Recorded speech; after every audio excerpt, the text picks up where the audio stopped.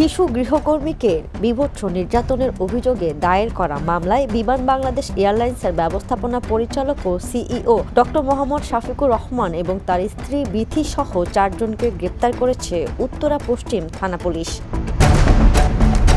রোববার গভীর রাতে উত্তরা থেকে তাদের গ্রেপ্তার করা হয়। সোমবার আদালতে হাজির করে তাদের কারাগারে আটক রাখার আবেদন করেন মামলার তদন্ত কর্মকর্তা উত্তরা পশ্চিম থানার এসআই রোমের মিয়া। ঢাকার মেট্রোপলিটন ম্যাজিস্ট্রেট মোহাম্মদ এহসানুল ইসলামের আদালতে জামিনের বিষয়ে শুনানি হবে বলে জানিয়েছেন প্রসিকিউশন পুলিশের এসআই তাহমিনা আক্তার।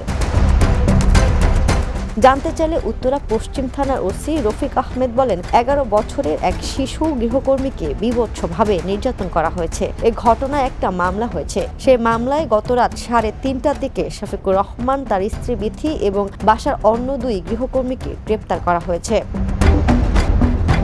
রাষ্ট্রায়ত্ত বিমান সংস্থার শীর্ষ পর্যায়ের এই কর্মকর্তার হঠাৎ গ্রেপ্তারের ঘটনায় প্রশাসনিক ও সংশ্লিষ্ট মহলে ব্যাপক চাঞ্চল্যের সৃষ্টি হয়েছে। বিমান বাংলাদেশ এয়ারলাইন্সের পক্ষ থেকে এখন পর্যন্ত এ বিষয়ে আনুষ্ঠানিকভাবে কোনো প্রতিক্রিয়া জানানো হয়নি। ডক্টর শাফিকুর রহমান ঢাকা বিশ্ববিদ্যালয়ের অর্থনীতি বিভাগ থেকে স্নাতক ও স্নাতকোত্তর সম্পন্ন করেন। তিনি 1986 সালে বিমান বাংলাদেশ এয়ারলাইন্সে ট্রেনি কমার্শিয়াল অফিসার হিসেবে ক্যারিয়ার শুরু করেন। Desk report, the news.